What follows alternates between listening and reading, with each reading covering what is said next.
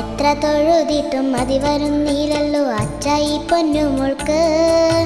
മനമാകെ ആനന്ദം കൊണ്ടെന്റെ കണ്ണിലും കണ്ണുനീർ വന്നുവല്ലോ. പാഠങ്ങളെല്ലാം എളുപ്പമായി തീർത്തിടാൻ പ്രാർത്ഥിച്ചിടേണം മോളെ.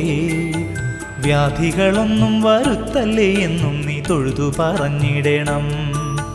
ഭക്തിയോടെന്നും ആ നാമങ്ങൾ ചൊല്ലിട്ട് പാദം വണങ്ങിടുമ്പോൾ ചിത്തശുദ്ധിയോടെ ജീവിക്കുവാനും അനുഗ്രഹമേകുമല്ലോ.